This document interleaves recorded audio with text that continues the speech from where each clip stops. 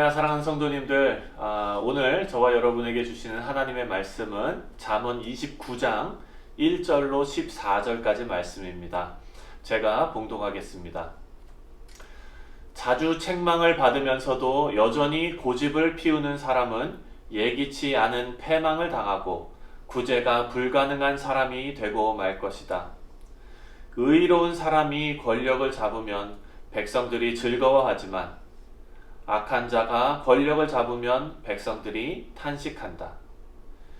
지혜를 사랑하는 사람은 자기 아버지를 기쁘게 하여도 창녀와 사귀는 사람은 재산을 허비하게 된다. 공정하고 의로운 왕은 나라를 안정되게 하지만 뇌물을 강요하는 왕은 나라를 망하게 한다. 이웃 사람에게 아첨하는 자는 자기 발 앞에 그물을 치는 사람이다. 악인은 자기 죄로 덫에 걸리지만 의로운 사람은 노래하고 즐거워한다. 의로운 사람은 가난한 사람의 사정을 생각하여도 악한 사람은 그런 것을 이해하지 못한다. 거만하고 냉소적인 사람은 도시를 소란케 하지만 슬기로운 사람은 분노를 그치게 한다.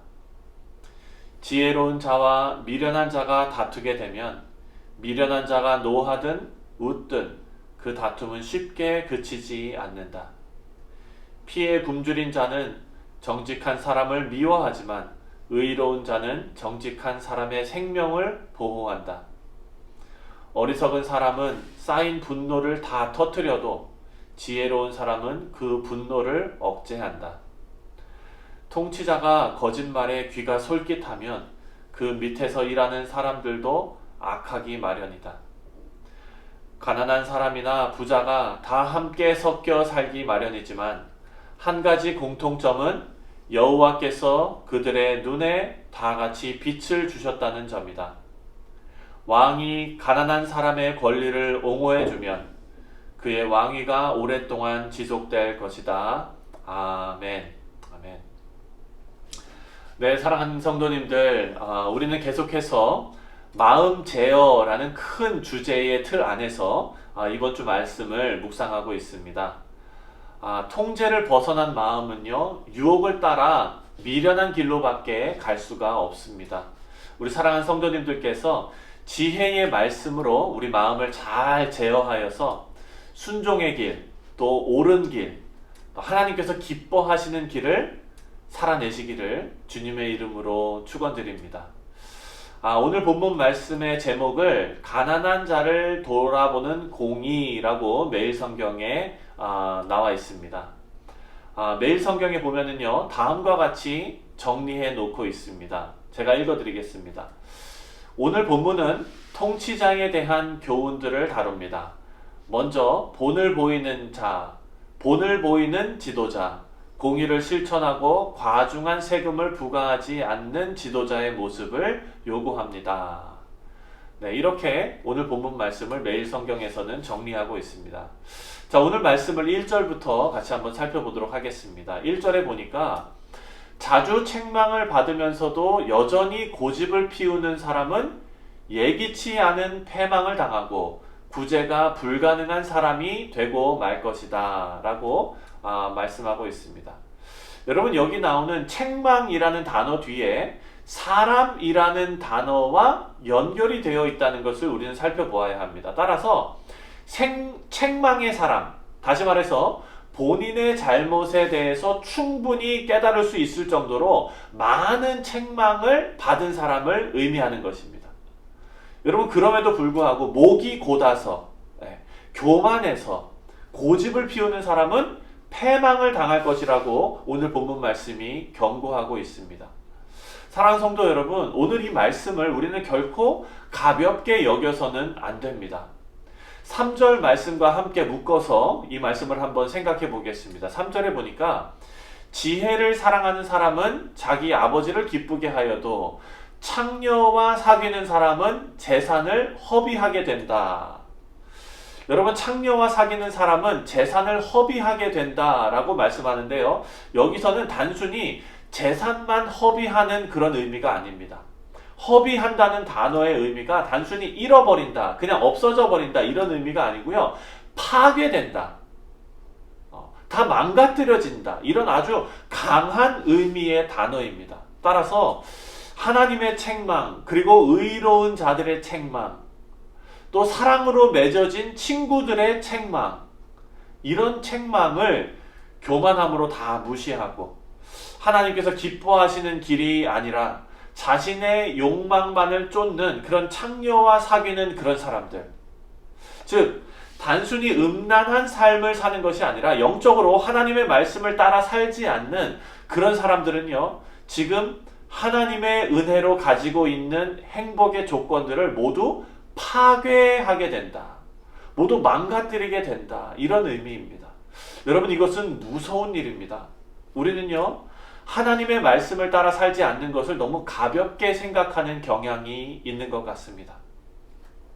그저 하나님의 말씀을 따라 살면은 좋은 것이고, 그렇지 않으면 그냥 게으르게 내가 하고 싶은 대로 천천히 믿는 것. 여러분, 이런 믿음에 대한 경고의 말씀을 우리는요, 가볍게 흘려들여서는 안 되는 것입니다. 지혜의 말씀이 우리에게 경고하고 있습니다.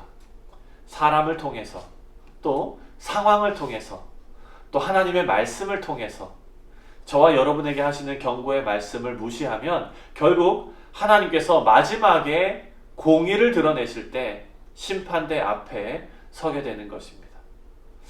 우리의 소중한 가정이 깨지고 또 우리의 소중한 공동체가 깨지는 결과를 가져오게 됩니다.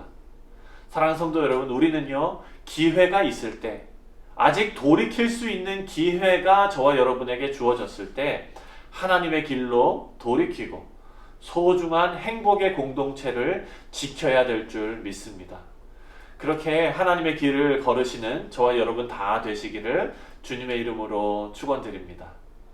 네, 4절 말씀입니다. 4절에 보니까 공정하고 의로운 왕은 나라를 안정되게 하지만 뇌물을 강요하는 왕은 나라를 망하게 한다 라고 말씀하고 있습니다.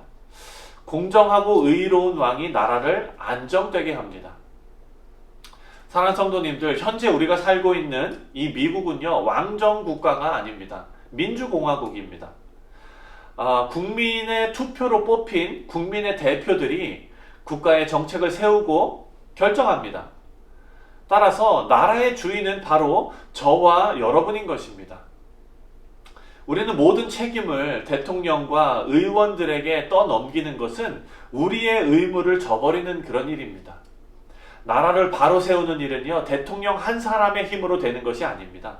그것은 바로 저와 여러분이 하나님의 공의로 우리의 삶이 바로 서고, 그리고 정의를 삶에 드러내는 그런 일들이 우리의 삶 가운데 있을 때, 여러분, 저와 여러분이 왕 같은 제사장으로 이 땅에 서 있음을 잊지 않을 때, 그때서야 바로 이 땅에 정의가 바로 서게 될 줄로 믿습니다.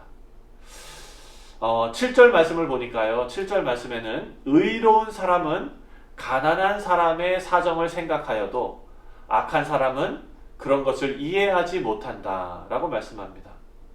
사랑하는 성도 여러분, 이 말씀을 우리가 잘 이해해야 되겠습니다. 여러분, 교회의 목적은 사실 구제가 아닙니다.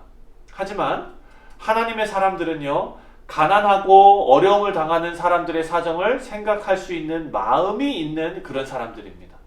따라서 우리는 어려움에 처해 있는 사람들을 돕는 일에 힘써야 하지만 그것이 교회가 할 일의 전부로 생각하는 것은 옳지 않습니다. 존 파이퍼 목사님이 책에 이렇게 선교를 정의하셨습니다. 선교의 목적은 예배가 없는 곳에 예배가 있게 하는 것이다 라고 정의했습니다. 저는 그 말에 전적으로 동의합니다. 그리스도를 구주로 모시고 사는 저와 여러분은요, 어려운 사람들을 절대 외면할 수 없습니다. 우리 안에 성령 하나님께서 그렇게 하시기 때문입니다. 사랑이신 하나님께서 어려움에 처해 있는 사람들, 힘든 사람들을 돌아보게 하십니다. 다만 그렇게 우리가 어려운 사람들을 구제함으로써 우리의 신앙의 의무를 다했다고 생각하면 큰 착각입니다. 거룩한 성도의 삶은요, 한쪽으로만 치우쳐진 그런 삶이 아닙니다. 삶의 모든 영역에서 하나님을 바라고 또 하나님을 경외하면서 하나님의 마음을 헤아리는 그런 삶입니다. 하나님 한 분으로 충분한 인생이 되면서 나의 삶이 하나님의 마음을 따라 사는 것을 기뻐할 때 우리는 가난한 자를 진정으로 돌아볼 수 있는 눈이 생기는 줄 믿으시기 바랍니다. 이것은요, 단순한 행위가 아니라 삶의 방식이 구제가 되는 놀라운 변화입니다. 우리 사랑하는 성도님들, 의무와 책임으로서의 구제가 아니라 저와 여러분의 삶이 하나님의 것으로 가득 차서 우리의 삶의 방식이 공의와 사랑이 되시기를 주님의 이름으로 축원드립니다. 사랑하는 성도님들, 오늘 하루도 하나님의 마음이 우리에게 넘쳐나서 가난한 자들을 돌아볼 수 있는 삶을 사시기를 주님의 이름으로 간절히 축원드립니다. 우리 한번 기도하겠습니다. 사랑의 하나님, 감사합니다.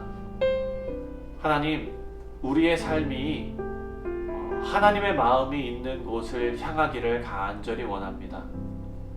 하나님, 오늘 우리가 하나님께서 선물로 주신 이 하루를 살아갈 때에 하나님의 마음을 흡족하게 해드리는 우리 귀한 성도님들 다 될 수 있도록 주님 인도하여 주옵소서. 또한 바라옵고 원하옵기는 오늘을 살아가는 우리 성도님들과 함께하여 주셔서 우리 성도님의 어려운 부분들을 하나님께서 다 채워주시고, 하나님, 관계에 어려움이 있습니까? 건강에 어려움이 있습니까? 경제적인 어려움이 있습니까? 후히 주시는 하나님께서 이 모든 문제들을 다 해결해 주시옵소서. 그리하여 우리가 하나님을 믿는 자들이 누리는 귀한 복을 받아 누리는 우리 귀한 성도님들 다 될 수 있도록 하나님 함께하여 주옵소서. 감사드리며 주 예수 그리스도의 이름으로 간절히 기도합니다. 아멘.